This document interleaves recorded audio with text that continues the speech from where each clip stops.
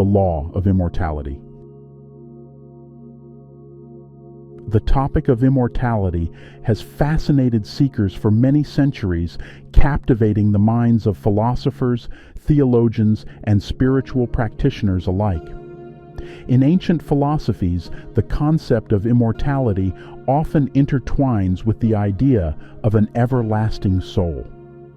Many spiritual traditions and mystical movements share the fundamental belief in the eternal nature of the soul and the possibility of transcending the physical and material constraints of human existence. Mystics and spiritual teachers often emphasize that true immortality lies not in the perpetuation of the physical body, but in the realization of the timeless, formless essence within. For example, in Plato's dialogues, the soul is portrayed as eternal, capable of journeying through various incarnations and realms.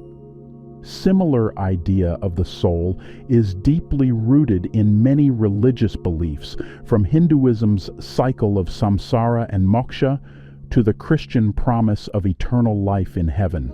Practices such as meditation, contemplative prayer, and mindfulness are seen as pathways to touch this eternal aspect of our being, transcending the transient nature of our earthly lives. In Hindu philosophy, particularly within the Vedanta school, immortality is often discussed in terms of the Atman, true self, and Brahman, universal consciousness. The Upanishads, ancient Hindu scriptures, teach that the Atman is eternal and identical to Brahman. The realization of this unity is described as moksha or liberation, which is the transcendence of the cycle of birth and death, samsara. In Hindu traditions, it is believed that the soul, jiva, undergoes a cycle of birth, death, and rebirth, reincarnation, governed by the law of karma, actions, and their consequences. Immortality in this context is not about the physical body, but about the enduring nature of the soul, which continues its journey through various lives and incarnations until achieving moksha. Many deities in Hinduism, such as Vishnu, Shiva, and Devi, are considered immortal and transcendental. They take avatars, manifestations, to restore cosmic order. These deities exemplify divine immortality and the eternal nature of the cosmos. Sometimes sages become messengers of the gods, to whom the gods grant immortality for their devotion and righteousness. We will try to examine as extensively as possible and reveal all the secrets of physical and spiritual immortality from the point of view of Hindu traditions, legends, yoga, and spiritual practices that promise longevity and sometimes eternal life. Narada Muni, often referred to simply as Narada, is a celestial sage and a prominent figure in Hindu mythology. Narada is one of the Manasaputras, mind-born sons of Lord Brahma, the creator deity in Hinduism. He is considered a celestial sage, Devarshi, and is renowned for his wisdom, devotion, and musical abilities. Narada is often depicted as traveling across the universe, spreading divine knowledge and guidance. He possesses divine insight, divya drishti, and is said to have the ability to see into the past, present, and future. His celestial status grants him the freedom to traverse different realms and interact with gods, sages, and mortals alike. His constant meditation and service to the divine are considered the foundation of his spiritual powers, enabling him to transcend the limitations of mortal existence. While he may manifest in physical form when interacting with mortals, his existence transcends the limitations of time and space. Narada appears in various Hindu epics, including the Mahabharata and the Ramayana, where he plays pivotal roles in shaping the course of events through his wise counsel and interventions. Narada often serves as a messenger between the gods and humans, delivering important messages, guidance, and warnings. According to Narada, True immortality is achieved through the grace of God, and one of the most famous stories involving him is that of Dhruva, a young prince who sought the blessings of Lord Vishnu. Dhruva, the son of King Uttanapada and Suniti, faced jealousy and spite from Suruchi, the king's favored wife. One day, young Dhruva tried to sit on his father's lap, but Suruchi stopped him and scolded him, saying that only her son had the right to the king's lap. Determined to find a place where he could be above everyone else, Dhruva went to the forest to meditate and perform severe penance to please Lord Vishnu. Narada Muni, the divine sage, met Dhruva in the forest and, impressed by his determination, guided him on how to meditate, perform penance, and initiated him into the chanting of a specific mantra, the Om Namo Bhagavate Vasudevaya mantra, which is a powerful invocation of Lord Vishnu. Pleased with Dhruva's devotion and determination, Lord Vishnu granted him the eternal position of Dhruva Nakshatra, the pole star, which remains fixed in the sky. In Hindu astronomy, Dhruvaloka is identified with the North Star, which is known for its fixed position in the sky. The North Star serves as a constant point of reference, much like Dhruva's unshakable faith and position granted by Lord Vishnu. Dhruva's story is a powerful example of how unwavering devotion and determination can lead to divine grace and extraordinary achievements. Narada provided essential guidance to Dhruva at a critical juncture in his life, teaching him the spiritual practices and mantras necessary to achieve his goal. Narada's role in the story of Dhruva highlights his function as a divine sage who guides, tests, and supports devotees on their spiritual paths. The Narada Bhakti Sutra is a significant work in the Bhakti tradition, attributed to the sage Narada, which emphasizes devotion, bhakti, to God as the primary path to spiritual liberation. The Narada Bhakti Sutra consists of 84 aphorisms or sutras. The text defines bhakti as supreme, undivided love and devotion to God, characterized by a sense of surrender and complete absorption in the divine. The text emphasizes the joy and bliss that come from pure devotion, portraying bhakti as the most direct and fulfilling path to spiritual liberation. The Narada Bhakti Sutra has been influential in various bhakti movements across India. It has inspired countless devotees and saints who have drawn upon its teachings to guide their spiritual practices. In Hindu legends and stories, devotion, bhakti, is very often rewarded by the gods, including the gifts of life or even immortality. The path of bhakti emphasizes eternal union with the divine through devotion and love. Followers believe that through sincere devotion to a deity, one can attain a state of eternal bliss and union with the divine, which is a form of spiritual immortality. The path of bhakti, one of the primary spiritual paths in Hinduism, emphasizes achieving eternal union with the divine through unwavering devotion and love. The Sanskrit word bhakti itself translates to devotion or love, and it signifies a profound, heartfelt connection between the devotee and the deity.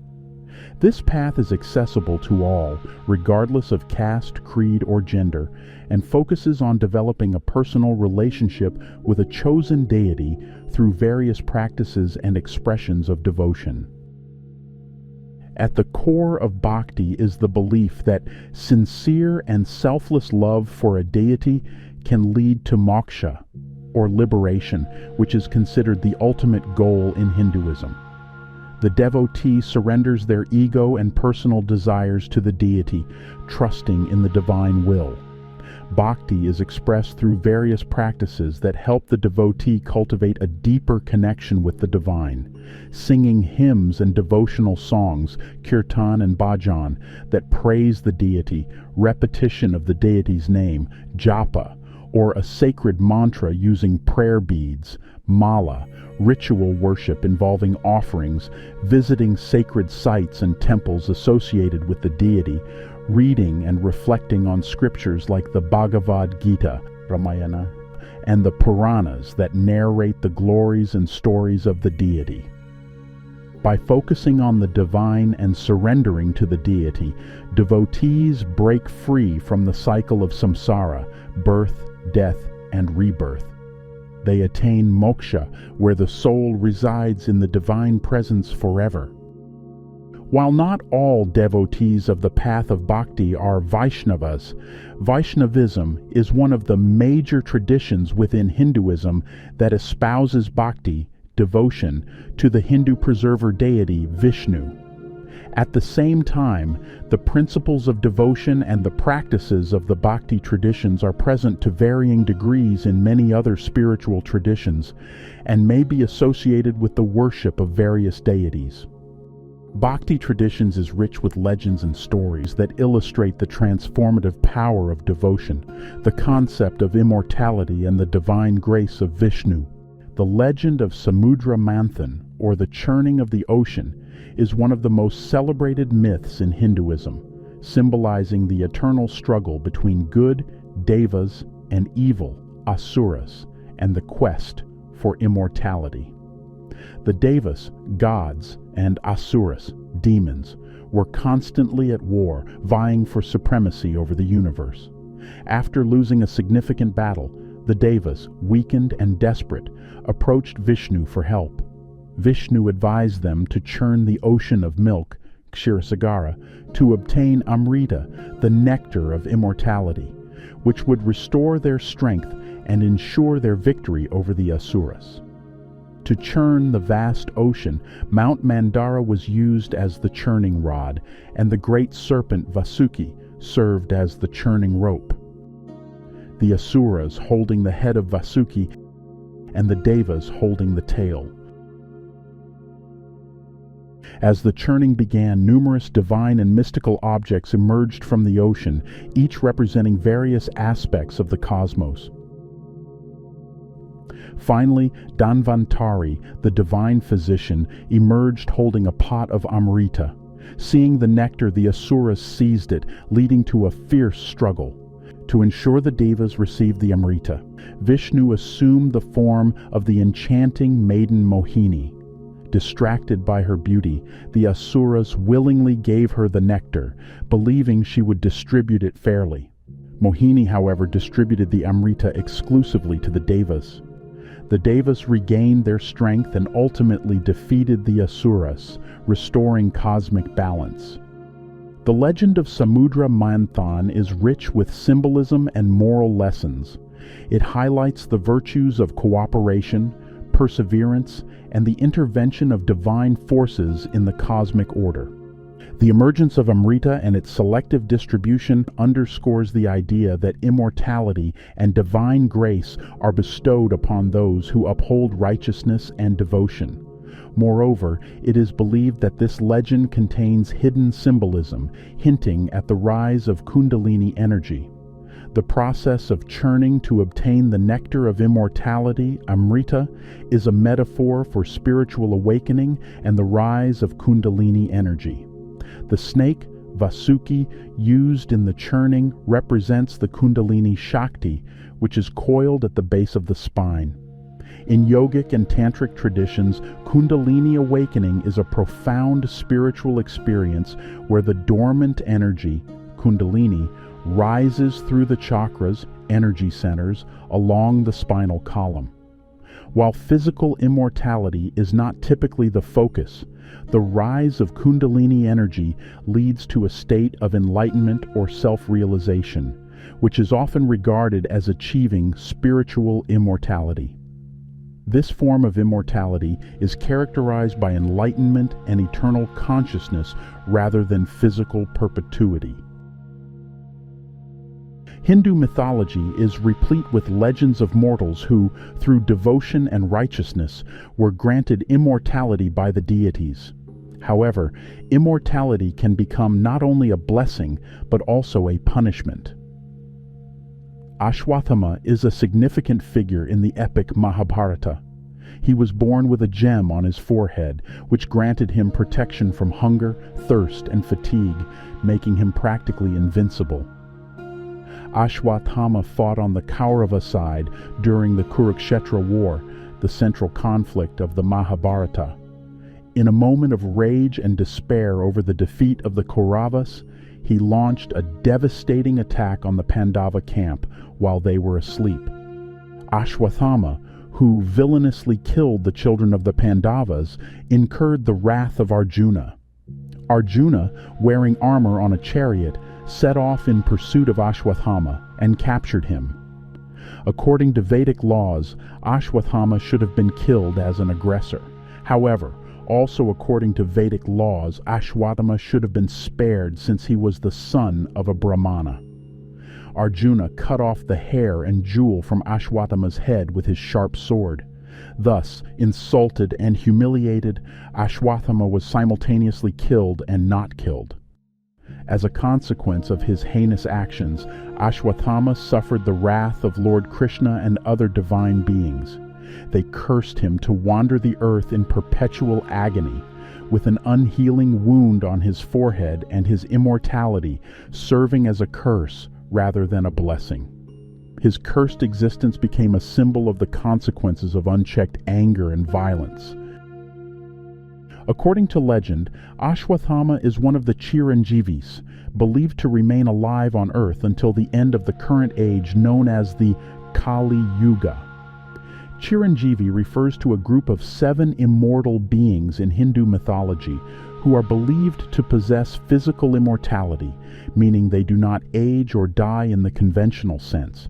The term Chiranjivi is derived from Sanskrit, where Chiran means long-lasting or eternal, and Jivi means living or existing.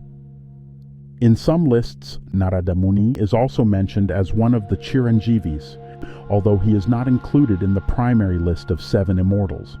In the Hindu tradition, there is even a hymn Ashta Chiranjeevi Slokam, which mentions Chiranjivi. Although it does not promise immortality, it is believed to prolong life without disease.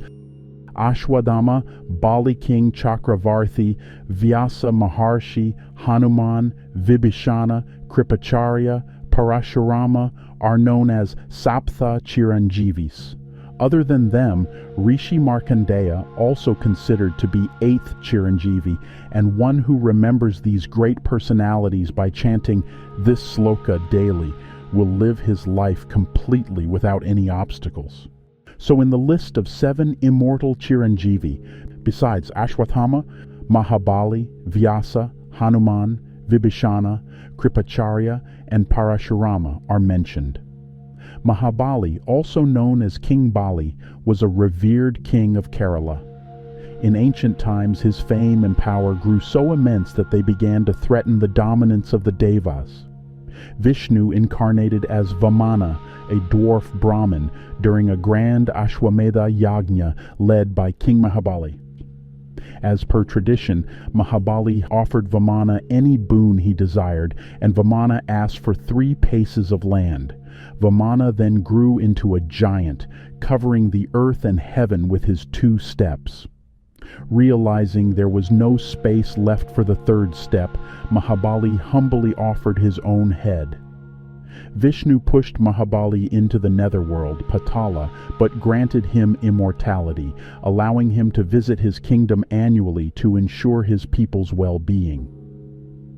This annual visit of Mahabali is celebrated as the festival of Onam in Kerala, symbolizing the return of the beloved king and the enduring values of generosity, humility, and devotion. Vyasa is one of the immortal Chiranjivi, a legendary sage known as the author of the Mahabharata, as well as several other Hindu scriptures including the Puranas and the Vedas. He is revered as one of the greatest sages in Hindu tradition and is believed to have lived for several millennia, guiding humanity through his wisdom and teachings. Hanuman is a central character in the Ramayana epic and is revered as a deity with immense strength, devotion, and loyalty. Kripacharya is a revered sage and warrior from the Mahabharata, known for his loyalty to King Dhritarashtra and his role as a teacher to the Kaurava and Pandava princes. Parashurama is the sixth avatar of the god Vishnu. He is believed to have lived for thousands of years, serving as a mentor to several generations of warriors and sages. Vibhishana is known for his righteousness and devotion to Dharma, righteousness, and he is believed to have achieved immortality as a reward for his virtues. Despite being born into a family of demons, Rakshasas, Vibhishana chose the path of righteousness and devotion. During the epic battle between Rama and Ravana, Vibhishana played a crucial role by providing Rama with valuable insights about Ravana's strengths and weaknesses. His knowledge and strategic advice were instrumental in the eventual defeat of Ravana. As a reward for his unwavering devotion and righteousness, Lord Rama granted Vibhishana a boon of immortality. As we see, devotion and righteousness have an important role in the traditions of Hinduism and are often rewarded with a long life or even immortality. At the same time, a purposeful and greedy desire for immortality and power often leads to punishment. Legends about Asuras, demons such as Hiranyakashipu, Ravana, and Jarasandha seeking immortality, are well known in Hindu mythology. These stories are rich with lessons about the perils of unchecked ambition and the inevitable triumph of righteousness and divine will. These legends of Hiranyakashipu, Ravana, and Jarasandha seeking immortality serve as powerful moral and spiritual lessons. In each case, despite their immense power and the boons they received, these Asuras were ultimately defeated, underscoring the principle that Dharma, righteousness, and divine justice prevail over arrogance and evil. Ravana, the 10-headed demon king of Lanka, is one of the central figures in the Ramayana. One of his primary desires was immortality, but he could not be granted this boon directly. According to legend, Ravana indulged in severe asceticism, tapas, for 10,000 years, and as a reward, Brahma endowed him with the gift of invulnerability from gods and demons. However, in his arrogance, Ravana did not include protection from humans and animals in his request, considering them too insignificant to pose a threat. With this boon, Ravana gained immense power and became virtually invincible to most beings in the universe. It is believed that Ravana possessed a store of Amrit, the nectar of immortality, in his navel, and this Amrit made him immortal and invulnerable in battle. As a result, Ravana was able to usurp power over all three worlds, heaven, earth, and the underworld. Lord Vishnu incarnated as Lord Rama, a human prince, to restore Dharma, righteousness, and defeat Ravana. Vibhishana, Ravana's righteous brother who defected to Rama's side, provided critical information about Ravana's vulnerabilities, including the location of the Amrit in his navel. Ravana's arrogance and desire for power led him to abduct Sita, the wife of Lord Rama, an avatar of Vishnu. Despite his immense power and the boons he had received, Ravana was ultimately defeated and killed by Rama. This story illustrates that hubris and moral corruption lead to downfall regardless of one's power. The legends and stories about Ravana's austerities vary across different texts and traditions. In many versions of the Ramayana and related Puranic texts, Ravana is depicted as a staunch devotee of Shiva. He is said to have composed the Shiva Tandava Stotram, a hymn in praise of Shiva, and performed intense penance to win Shiva's favor after causing inconvenience to Shiva and Parvati on Mount Kailash. Chanting these stotram with intense concentration and devotion was a key aspect of his tapasya. The position Ravana assumed during his tapasya is often described as standing on one leg with his hands raised to the sky.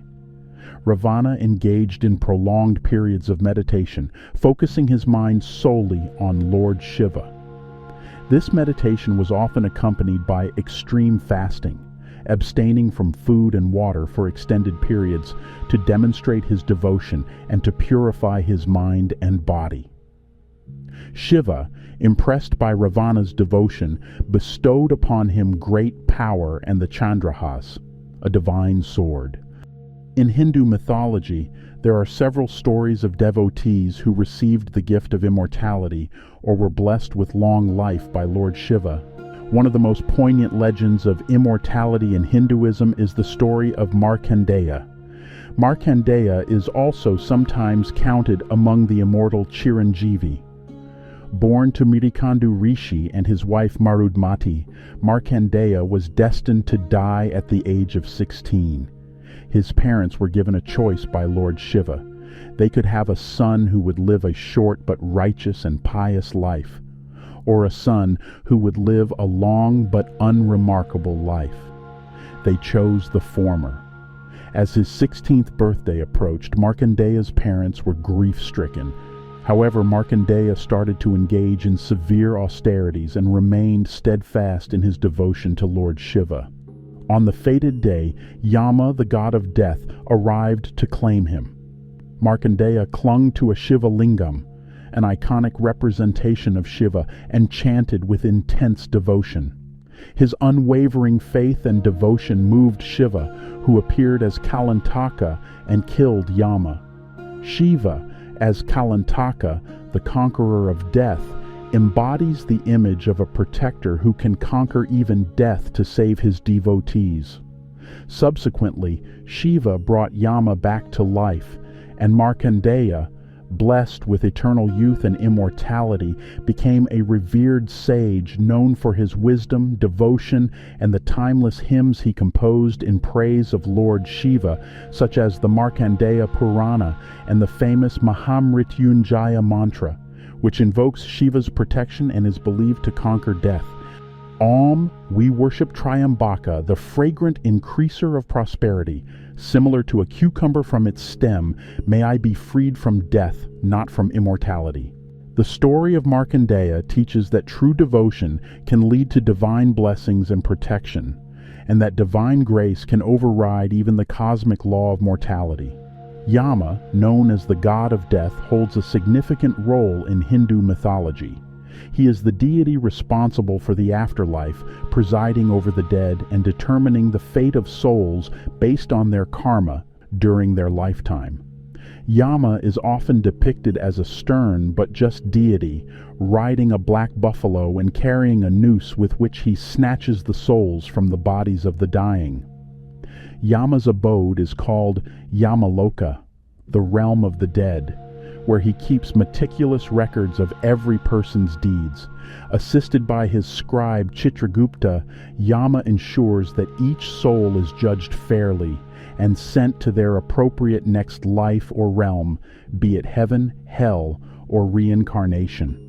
Despite his fearsome role, Yama is considered a necessary force in the cosmic order, ensuring that the cycle of life, death, and rebirth, samsara, continues correctly.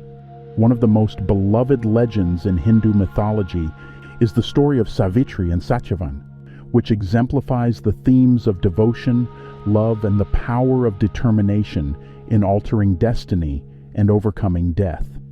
Yama, the stern god of death, is portrayed here not merely as a fearsome figure, but also as a just deity capable of compassion and respect for unwavering devotion. Savitri, the daughter of King Ashwatthama, was known for her beauty, wisdom, and devotion. She possessed such sublime qualities worthy of a goddess that no man dared to ask for her hand. When it was time for her to choose a husband, she embarked on a pilgrimage and found her heart's desire in Satyavan, a prince living in exile due to his father's blindness and loss of kingdom. Despite being warned by the sage Narada that Satyavan had only 1 year to live, Savitri chose to marry him. Savitri undertook a strict fast for 3 days and nights before the day of Satyavan's predicted death. She abstained from eating or drinking anything during this period, demonstrating her unwavering determination and devotion. In some versions of the story, Savitri undertakes a vow that involves standing still for 3 days and nights without moving or resting. True to Narada's prophecy, a year after their marriage, Satyavan went into the forest to chop wood, accompanied by Savitri. As he worked, he suddenly felt weak and lay down with his head in Savitri's lap. At that moment, Yama, the god of death, appeared to take Satyavan's soul. Savitri, undeterred, followed Yama as he carried away her husband's soul. Yama, moved by Savitri's unwavering devotion and persistence, tried to persuade her to return. He offered her any boon except the life of Satyavan. Savitri, clever and wise, agreed but used her boons strategically. First, she asked for her father-in-law's eyesight and kingdom to be restored. Second, she requested her own father to have many sons. Finally, she asked for herself and Satyavan to have many children. Realizing that granting this last boon would necessitate Satyavan's return to life, Yama was impressed by Savitri's devotion and intelligence. He relented and granted her wish, allowing Satyavan to return to life. With Yama's blessing, Satyavan's soul was reunited with his body. He awoke as if from a deep sleep, and Savitri's joy knew no bounds. They returned to their hermitage and eventually regained their kingdom and lived a long and happy life. The legend of Savitri and Satyavan emphasizes the virtues of perseverance, faith, and the indomitable spirit of love, and showcasing how even the god of death can be moved by true devotion and righteousness.